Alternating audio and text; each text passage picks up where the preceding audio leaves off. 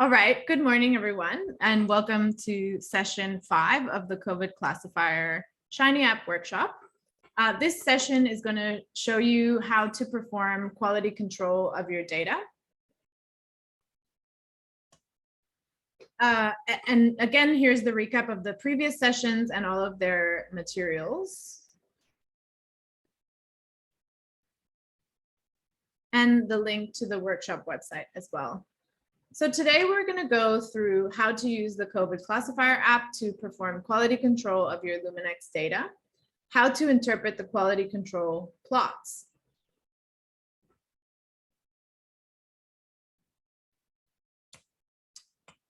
All right, and one thing I'd like you to note for those who haven't really explored the application yet, all of the plots that are included in this interactive session will be downloaded in your QC report. So even though this allows you to take a quick look, you will still be able to look at them again by looking at your quality control report. So the first section in this sort of QC feature is the standard curves. And so the standard curve plots are generated by the app from the antibody data from the wells where you indicated S. So that's why it's super important to label your standards starting with an S and with a number, because that's what it's going to say. Okay, this is the data that I need to plot the standard curve. And in this section, you can see on the y-axis is the median fluorescent intensity values for all of your standard samples and they're displayed on a logarithmic scale. And then on the x-axis, you have your sequential standard curve from 1 to 10, which is serially diluted. And so you would expect a relatively linear relationship between the two. In the case of the COVID-19 assay panel, remember that there are 11 antigens, as Fiona showed us yesterday. And we've labeled them, or we tried to label them at least here in Melbourne, and you can do the same if you want, is label the COVID-19 antigens starting with a C, just so that you can quickly see where the COVID and non-COVID antigens are. So for example, we can take a look at NP here, RBD, S1, S2, and spike. And then it's quite easy to say, okay, great, these are all the COVID antigens, and then the other ones are the flu and the seasonal coronaviruses, etc. And so this is really just a sanity check for you that things look as expected. As you can see, they're not totally linear, and that's not necessarily unexpected, but you should be able to get consistency throughout your runs. So for example, this NL63, if it looks like this in this run, but then like this in the next one, then it's possibly something to get some feedback on from your team members or from supervisors. But if it looks like this consistently, then you know that the standard curves are consistent across the different plates. The next section is this plate QC tab. And this is just a quick sanity check of the bead counts for each well. So we do expect a good run to have more than 15 beads per well. And if in this case, it's all blue, so there's sufficient beads in all of them, looks great, keep going. But in some instances, you might have some of the wells come up as red. And if that's the case, then they should be double checked manually, first of all. So you then can go into your raw data, and I'll show you how to filter for specific samples. And then these should also be, excuse me, repeated on a new plate. In this example, it all looks okay, so we can kind of proceed to the next section.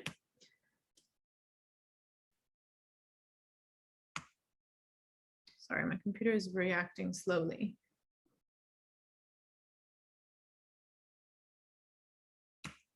Ooh.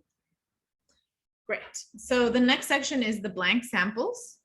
And as you know already, because I've repeated a million times, when you labeled your blanks with B, the app says, okay, this is the antibody data for the blank samples. Let's plot that and see what it looks like.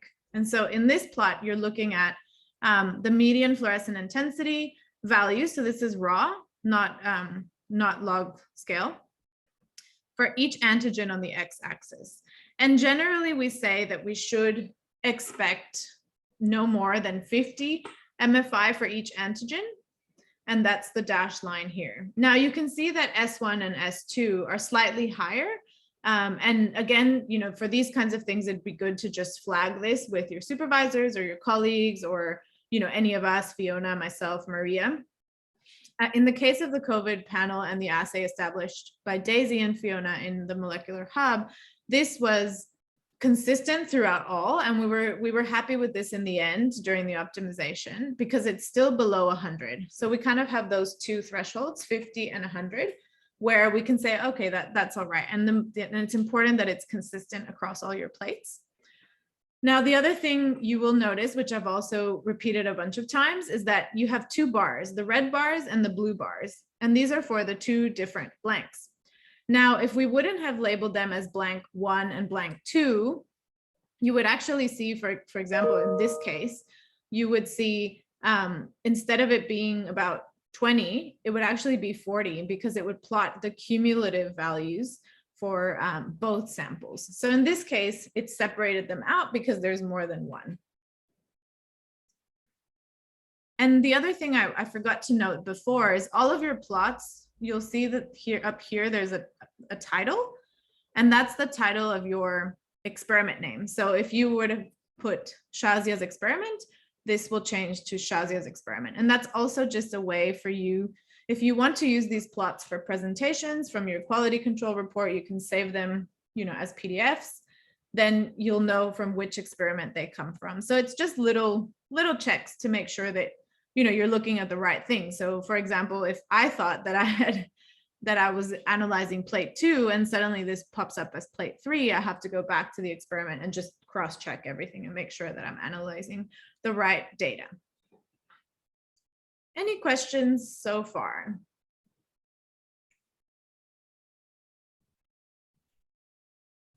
And feel free to just unmute and interrupt me at any time. So the next section, and sorry, before I go into the next section, is this model results, and it's the actual kind of processing pipeline that's incorporated into this application. And it's, all of us who work in the lab are used to, running standard curves, and then you use that standard curve to estimate unknown antibody concentrations from unknown samples. So you have your standard curve, which we saw before, which gives you, and those standards are serially diluted at known concentrations. So then we can use the standard curve fit to then estimate unknown samples. Sorry, there's a lot of information on this slide, but I'll take you through it. So when we plot the standard curve, the relationship, especially for multiplex serological and immunoassays, the relationship between MFI and antibody concentration usually results in sort of this S-shaped curve, sort of like this example here. And that's due to the nonlinear relationship between MFI and antibody concentration, where there is sort of a plateau at the lower and the higher ends. And so to account for sort of this asymmetrical and nonlinear relationship, often what people do is to run a nonlinear curve model fit. So in this example here, I'm showing you the 4-parameter logistic, which is one model that often people use. And the reason I included this screenshot is because I thought this plot here was really nice, because it shows you, if you analyze this data with linear models, so that would be, for example, when we do PCR data, that's a dose-dependent linear relationship usually. And so we can use linear models to analyze that. Whereas for this S-shaped curve, if we use a linear model, we won't actually be analyzing the lower and the higher ends correctly, which is why we need to fit nonlinear models. This is a bit statsy, so please feel free to interrupt me if something is not clear. Essentially, what we need to do is use an appropriate model for this S curve, which is, asymmetrical. And I've included the link here from where I got these figures. I thought it was quite a nice overview. So feel free to go there and just read through for yourself so that it makes sense. Now, what I'm showing you here is a 4PL or 4-parameter logistic. But for our multiplex assays, actually what we use is this 5-parameter logistic. And the only difference between the two is that we include, we account for the asymmetry, because if you see in these two examples, although they're both S, they're different S's. So this one, for example, plateaus more at the lower end than that compared to this one where it plateaus more at the higher end. And so the 5PL, or the 5-parameter logistic model, just accounts for that asymmetry. And it's essentially the same thing as the model I showed you before. It still converts nonlinearly, but it does account for this sort of asymmetry. And this is the model that we fit to your raw data in the app. So you don't really, it all happens behind the scenes, but I really wanted you to understand what's happening and what we're doing, and to also show you that it's quite similar to things that you're probably familiar with already, such as, you know, PCR quantification of unknown samples. We run a linear fit on a linear regression. This is the same idea. It's just modified for this kind of S-shaped data. So this is the equation that is fit. I don't expect you to really look deeply unless you're very interested, but this is the equation that we fit to your unknown samples to then convert from the median fluorescent intensity to relative antibody units. And that's because they're relative to your standard curve. And so this is what you're looking at here when you click on the model results tab, is the results of this conversion. So as I said before, the app automatically processes your MFI into RAU values. And this is to obtain a more linear relationship so that we can quantify the unknown samples. So really what you need to be looking here in the model is that in general, the results should look relatively linear. And again, for example, for this one, it's not perfect because, you know, the curve is nonlinear. And so we're doing our best to fit the data to that standard curve and to account for that nonlinear relationship. And so it's not perfect, but this looks good, relatively linear. And if something looks completely different to the example data, that's when you can contact your supervisors or any of us as well for questions. I'm going to pause there and just maybe ask for a thumbs up if I went too fast, or if that's all right, or if we'd like to cover anything else, or if there's questions. Very happy to pause here because I know that's quite stats heavy. Or a thumbs up if you want me to keep going.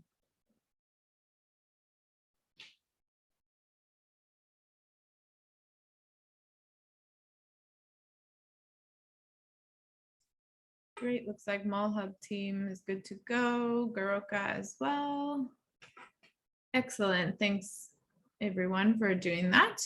And then finally, for the QCing of your data is this sample results tab. And so this is going to populate with both the raw MFI values and the relative antibody unit values. And this is kind of code from previous times. And so it's not actually RAU, and I thought to maybe change that, but it's called dilution in the process data. So I'm going to actually make a note and I'll get your opinions whether I should change that or not. But essentially, this is now your raw data and your process data for each antigen. So this table is interactive once you're in the app. So you can sort of scroll to the right to see the rest of the antigens. You can see here that there's 84 entries. And so I've just given you a tip there. This is a good sanity check. We knew that we had 84 unknown samples. We should also have 84 entries of process data. So this is a good way to just cross-check that. And then also you should check that you have an MFI and a dilution column for every antigen. So you can scroll to the right and just cross-check that for every antigen. Also, I should note that because this is interactive, you can filter. So you can click on the search bar if you want to look for a specific sample. So for example, if one of the one in the plate QC, if one of the wells had a red, then we can check and see what the values are and say, oh, actually, yeah, that was quite low, for example, or that doesn't look good. This is just to kind of enable you to look at your data as you go. Sometimes you might just say, yep, looks great, download. It just kind of depends on the run and the time that you have available. Do we have someone? Oh. Excellent. So what else did I have here for information? You can also sort. So if you see here the triangles, it's kind of like Excel when you sort in Excel or what things you might have seen online. If you click that, it'll sort in either ascending or descending order. So it's just a feature to let you explore your data if and when you need to. And finally, just to finish off, I just wanted to show you a demo of how that would look in real life. So this is where we left off in the previous session, checking the plate layout. And now we would go to quality control.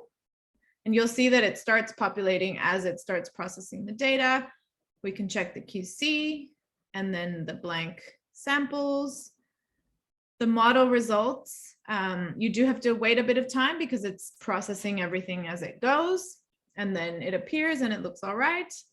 Then we've got the sample results, which also are processing and populating. Now you can see that you can scroll through. You can go to next page to see the other samples. You can sort, as I mentioned, ascending or descending order, and you can filter as well for specific samples, and it'll filter the table. So yeah, obviously, I don't expect you to go through all of this so quickly. Obviously, you're going to be looking at your data and thinking about it, but this was just a demo for today to show you what it would look like when you do it yourself. And that's it for this session.